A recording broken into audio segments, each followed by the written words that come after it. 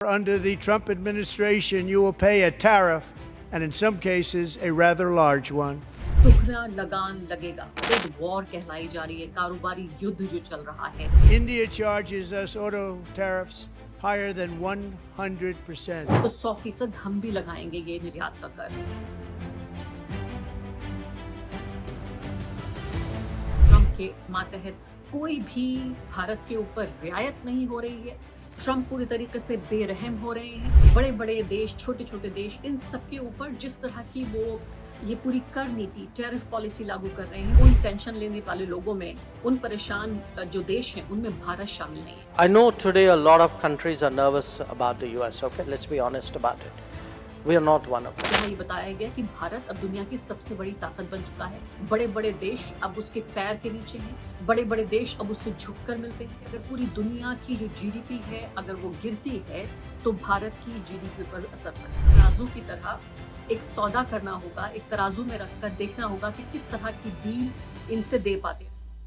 नमस्कार, the wire में आपका स्वागत है। मैं हूँ आरफा खानम शेरवानी। दुगना लगान लगेगा। लगता है कि ब्रिटिश हुकूमत का वो दौर वापस आ रहा है। लगान फिल्म का ये डायलॉग मुझे याद आ रहा है। जिस तरह से अमेरिका डोनाल्ड ट्रंप के आने के 6 हफ्ते के भीतर ही जिस तरह की विस्तारवादी नीतियां अपना रहा है, पूरी दुनिया को हिला कर रख दिया है। पूरी दुनिया की जो राजनीति है, नीति है, अर्थनीति है, समाज नीति, राजनीति शास्त्र, सब कुछ ऐसा लगता है कि नए सिरे से देखा जाएगा, नए सिरे से पढ़ा जाएगा और जिया भी जाएगा।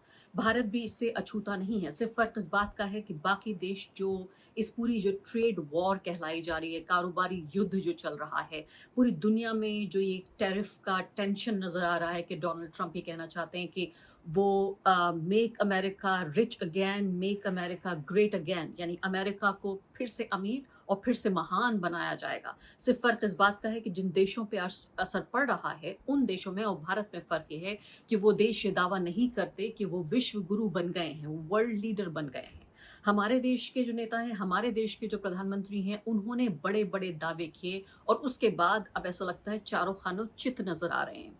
चारों खाने चित तो नजर आ रहे हैं, लेकिन इससे पहले देखिए आप, डोनाल्ड ट्रंप ने जो एक बड़ा ऐलान किया है जिसमें भारत का एक नहीं बल्कि 2 बार यूएस कांग्रेस को संबोधित करते हुए उन्होंने एक नहीं 2 बार भारत का नाम लिया और कहा कि 1 अप्रैल नहीं 2 अप्रैल से मैं ये बराबर का टैरिफ, जवाबी कार्रवाई, यानी 100% अगर भारत लगाता है टैरिफ यानी कि आयात का कर, तो 100% हम भी लगाएंगे ये निर्यात का कर। तो सीधे तौर पे देखा जाए तो अमेरिका में डोनाल्ड ट्रंप के मातहत कोई भी भारत के ऊपर रियायत नहीं हो रही है।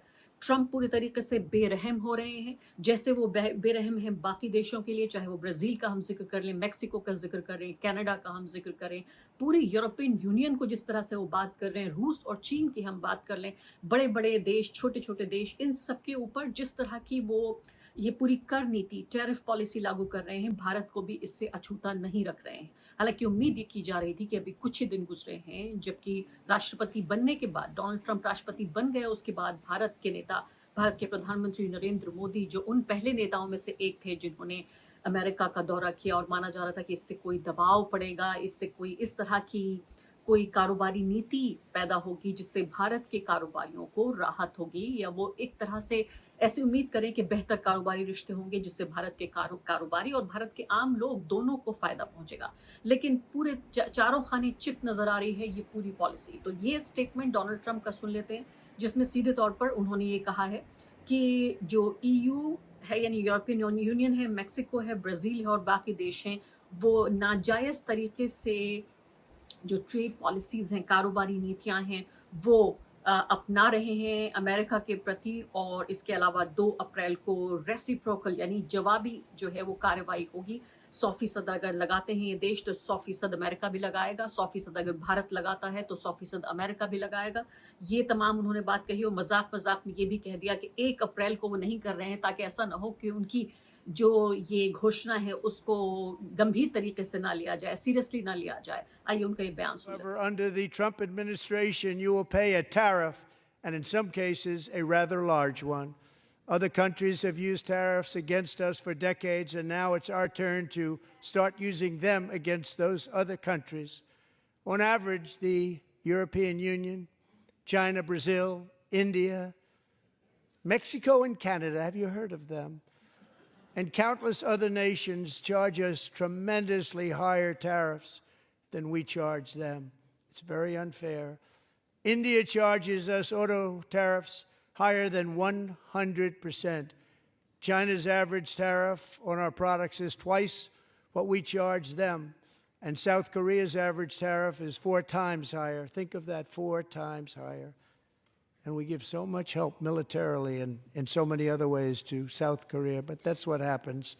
This is happening by friend and foe. This system is not fair to the United States and never was. And so on April 2nd, I wanted to make it April 1st, but I didn't want to be accused of April Fool's Day. That's not, just one day cost us a lot of money. But we're going to do it in April. I'm a very superstitious person. April 2nd, reciprocal tariffs kick in. And whatever they tariff us, other countries, we will tariff them. That's reciprocal, back and forth. इससे पहले कि इस मुद्दे में मैं आगे बढ़ूं, आपको मैं ये याद दिलाना चाहती हूं और नरेंद्र मोदी जी, उनके तमाम समर्थक और वोटरों को ये याद दिलाना चाहती हूं कि जिस तरह से भारत के प्रधानमंत्री ने तमाम तरह के वादे इरादे भारत की जनता से किए और इसके अलावा बाकायदा जो आधिकारिक बयान दिए गए हमारे विदेश मंत्री के जरिए, उसको हम एक तरफ देखें और दूसरी तरफ आप ये देखिए कि जमीन पर किस तरह की नीति और राजनीति नजर आ रही है। मैं जयशंकर जी का वो बयान याद दिलाना चाहती हूँ जिसमें उन्होंने 2 महत्वपूर्ण बातें कही। एक महत्वपूर्ण बात उन्होंने ये कही कि पूरी दुनिया के जो 3 महत्वपूर्ण नेता हैं, यानी राष्ट्रपति का पद जीतने के बाद, राष्ट्रपति की रेस जीतने के बाद जिन 3 नेताओं का, जो वर्ल्ड लीडर्स हैं, उनका फोन कॉल लिया, उसमें नरेंद्र मोदी शामिल थे। दूसरी बात, जब उनसे सवाल पूछा गया कि किस तरह से वो देख रहे हैं डोनाल्ड ट्रंप के राष्ट्रपति बनने को, उन्होंने कहा बहुत सारे देश परेशान हैं, टेंशन ले रहे हैं, लेकिन मैं ये कहना चाहता हूं कि उन टेंशन लेने वाले लोगों में, उन परेशान जो देश हैं, उनमें भारत शामिल नहीं है। आइए सुन लेते हैं। What do you mean specially given? I mean, we have it taken care of. So, I mean, the Prime Minister was among the first 3 calls, I think, that President Trump took. And look, India, I mean, Prime Minister Modi has actually built rapport across multiple presidents. When he first came to DC, Obama was the president, then it was Trump, then it was Biden. So, for him, there's something natural in terms of how he forges those relationships. So that's helped hugely. And I think, the changes in India have helped as well. I mean, I know today a lot of countries are nervous about the US, okay? Let's be honest about it. We are not one of them. उसके बाद जब आप ये देख रहे हैं भारत के नेताओं के जरिए, चाहे वो प्रधानमंत्री हो या विदेश मंत्री हो, बड़े बड़े वादे इरादे दावे किए जाते हैं। एक तरफ आप देख रहे हैं कि किस तरह से भारत के लोगों को ये तस्वीरें, ये वीडियोस मैं आपको याद दिलाना चाहती हूँ, जो ऐसा लगता है कि एक बुरे सपने की तरह भूल जाने का मन होता है, लेकिन कभी भूल नहीं पाती कि किस तरह से भारत के नागरिकों को जंजीरों और बेड़ियों में भेजा गया। इस तरह के दावे और वादों के बीच जहां ये बताया गया कि भारत अब दुनिया की सबसे बड़ी ताकत बन चुका है, बड़े बड़े देश अब उसके पैर के नीचे हैं, बड़े बड़े देश अब उससे झुककर मिलते हैं। ये देखिए, ये तस्वीर बार बार वायरल की जाती है भाजपा के समर्थकों के जरिए कि डोनाल्ड ट्रंप जो है वो खड़े हुए हैं पीछे और नरेंद्र मोदी बैठे हुए हैं, जैसे कि यानी एक तरह से एक छोटा भाई या एक छोटा पार्टनर। यानी अमेरिका किस तरह से कितना ज्यादा भारत को अहमियत देता है और कितना मायने रखता है अमेरिका के लिए भारत का जो स्टेटस है वो, कि देखिए नरेंद्र मोदी जी बैठे हैं एक बुजुर्ग की तरह, एक बड़े नेता की तरह, कद्दावर नेता की तरह वो कुर्सी पर, और पीछे देखिए डोनाल्ड ट्रंप। और इस तस्वीर को जिस तरह से इसका जो सिंबलिज्म था वो जताने की कोशिश हो रही है कि देखिए भारत की स्थिति अब ये हो गई है।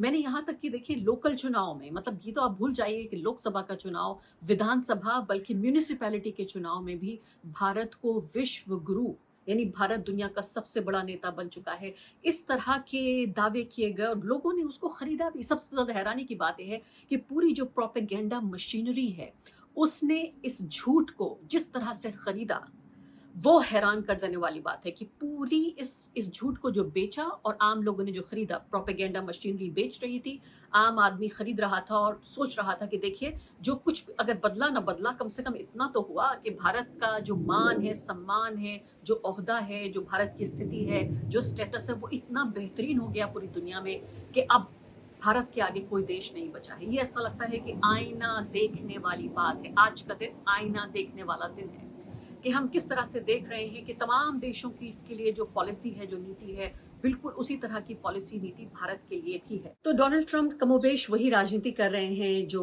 भारत में नरेंद्र मोदी, उनकी पार्टी भाजपा करती रही है कि देखिए कांग्रेस पार्टी ने बेड़ा गर्क कर दिया, कांग्रेस पार्टी ने देश को विदेशी हाथों में बेच दिया और इसलिए भारत का जो नागरिक है वो गरीब है।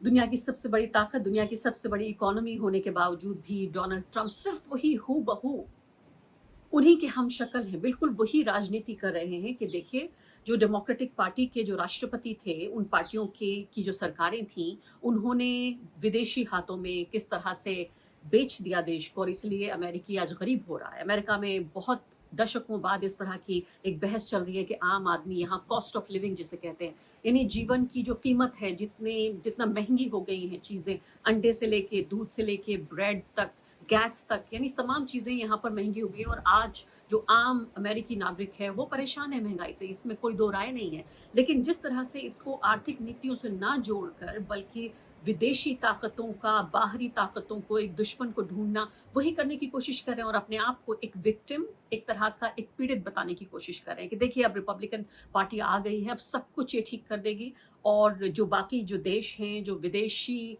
ताकतें हैं, उनको एक किनारे रखा जाएगा, वही बताने की कोशिश हो रही है। तो यही एक विक्टिम प्लेइंग करने की कोशिश कर रहे हैं कि देखिए बाकी देशों पर हम कर लगाएंगे, हमारे देश के जो नागरिक हैं उनके लिए बेहतरी होगी। हालांकि ये बात सच नहीं है, क्योंकि सच्चाई तो ये है कि जब कर लगेगा और वो जो चीजें, जो उत्पाद आएगा देश में, उस पर जो पैसा पे करेगा, वो पैसा तो आम आदमी ही करेगा, चाहे वो आम अमेरिकी हो यहाँ पर या भारत में आम भारतीय हो।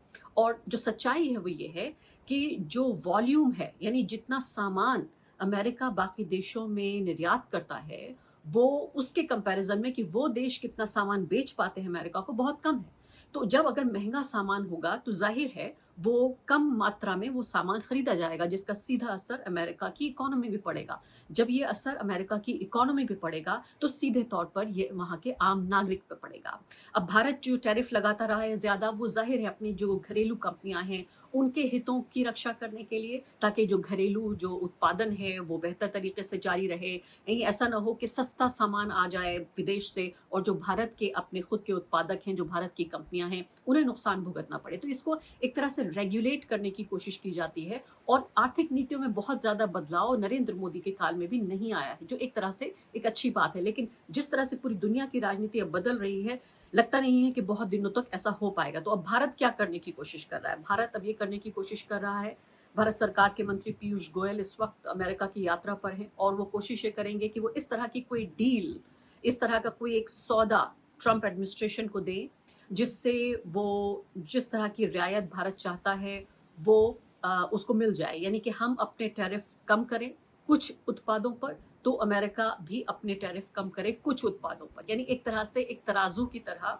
एक सौदा करना होगा, एक तराजू में रखकर देखना होगा कि किस तरह की डील इनसे दे पाते हैं। तो पीयूष गोयल जी यहाँ पर मौजूद है और वो यूनाइटेड स्टेट्स की जो ट्रेड रिप्रेजेंटेटिव है, यूएसटीआर जिन्हें कहा जाता है, जेमिसन ग्रियर, उनसे यहाँ पर मुलाकात कर रहे हैं। वो जो पिछले एडमिनिस्ट्रेशन में भी डोनाल्ड ट्रंप के यही एक व्यक्ति थे जिन्होंने जो ट्रेड देखा करते थे।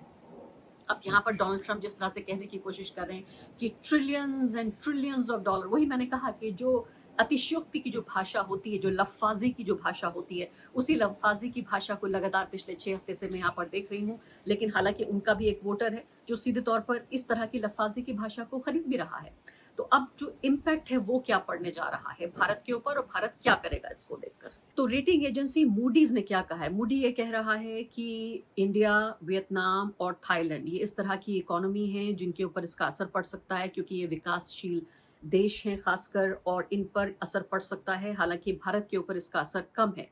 उन्होंने ये भी कहा कि जो कुछ खास सेक्टर्स हैं जैसे कि फूड है या टेक्सटाइल है या फिर जो दवाइयों का पूरा बाजार है, फार्मास्यूटिकल जो प्रोडक्ट्स हैं, उन पर असर पड़ सकता है।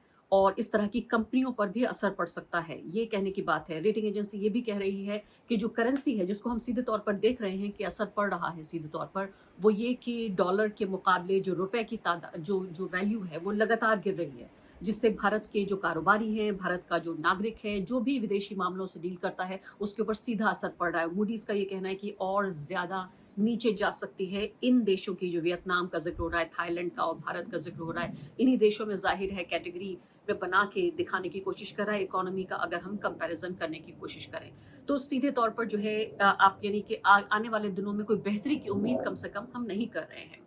अब बात ये आ रही है कि भारत क्या करने की कोशिश कर रहा है, यानी कि WTO में भी अगर आप देखें तो जो प्रगतिशील विकासशील देश हैं, जिनको डेवलपिंग कंट्रीज कहा जाता है, WTO के तहत उनको भी रियायत मिलती है। अब उस पर भी सवाल उठा रहा है। जो अमेरिका में जो यूनाइटेड स्टेट्स की 2025 ट्रेड पॉलिसी है, उसके तहत इस पर भी सवाल उठ रहा है कि ये जो डेवलपिंग कंट्रीज है जिनमें भारत भी आता है, भारत को भी रियायत मिलती है, इस रियायत को खत्म किया जाए, इस बात पर जोर दिया जा रहा है। अब ये किस तरह से भारत करने की कोशिश करेगा, जैसे मैंने आपको बताया कि जो हाई एंड यानी महंगी जो मोटरसाइकिल्स हैं उन पर, और जो एक खास तरह की विस्की है, इन दो चीज़ों पर पहले ही भारत ने कर कम कर दिया है। इससे पहले कि यूनाइटेड स्टेट्स इस बारे में कुछ कहता, उससे पहले ही अब कुछ और ऐसे प्रोडक्ट्स हैं जिन पर भारत कर कम कर सकता है अपना, ये करने की कोशिश हो रही है। लेकिन जाने माने जो इकोनॉमिस्ट हैं स्वामीनाथन अय्यर, उनकी एक खास बात ध्यान में रखने वाली है, और वो खास बात ये है, वो ये कह रहे हैं कि हो सकता है डोनाल्ड ट्रंप की ये जो पूरी टैरिफ वॉर है, ये जो युद्ध उन्होंने एक तरह से छेड़ दिया है, इसका सीधा असर भारत पर ना पड़े, लेकिन पूरी दुनिया की जो GDP है वो नीचे जाएगी, क्योंकि देशों को समझ में नहीं आ रहा है कि उनकी अपनी जो नीति है उसको वो कैसे अपनाएं। तो जो देश है वो अपनी नीति बनाने में झिझक रहे हैं, आर्थिक नीति, जो कंपनियां हैं वो इन्वेस्ट नहीं कर रही हैं, जो आम आदमी है वो कंज्यूम नहीं कर रहा है। यानी सीधे तौर पे आप ये पूरा साइकिल अगर देखने की कोशिश करें, या पूरा पिरामिड अगर आप देखने की कोशिश करें, तो देश, कंपनियां और आम लोग ये झिझक रहे हैं, सब में संकोच पैदा हो रहा है डोनाल्ड ट्रंप के और अमेरिका के लगातार इन नीतियों को पिछले 6 हफ्ते में हम जो देख रहे हैं, एक के बाद एक तरह से लगता है कि बम फोड़ रहे हैं वो, कि अब ये अनाउंसमेंट हो गया, वो अनाउंसमेंट हो गया, अब ये नई नीति आ गई। तो उनका मानना है कि अगर पूरी दुनिया की, स्वामीनाथन अय्यर कह रहे हैं कि अगर पूरी दुनिया की जो GDP है अगर वो गिरती है तो भारत की GDP पर असर पड़ेगा। अब यहाँ अफसोस के साथ मुझे ये कहना पड़ रहा है कि कोई भी अच्छी खबर इस पूरे वीडियो में मैं आपको नहीं दे पाई हूँ कि ये डोनाल्ड ट्रंप की जो नीतियों में तब्दीली हो रही है अमेरिका की, उससे भारत के ऊपर असर पड़ेगा। जो GDP है पूरी दुनिया की वो गिरेगी, उसके ऊपर, उससे भी भारत के ऊपर असर पड़ेगा। इसके अलावा जो डॉलर के मुकाबले रुपए की कीमत है वो भी गिरने का अंदेशा है, भारत के किसानों को नुकसान होने का अंदेशा है, भारत की जो फूड प्रोडक्ट्स है, फार्मास्यूटिकल इंडस्ट्री है, इन सबको भी नुकसान होने का अंदेशा रहेगा। द वायर के और वीडियोस देखने के लिए सब्सक्राइब करें और बेल आइकन पर क्लिक करें। स्वतंत्र पत्रकारिता की आर्थिक मदद करने के लिए डिस्क्रिप्शन में दिए गए लिंक पर जाएं और अपनी राशि चुनें।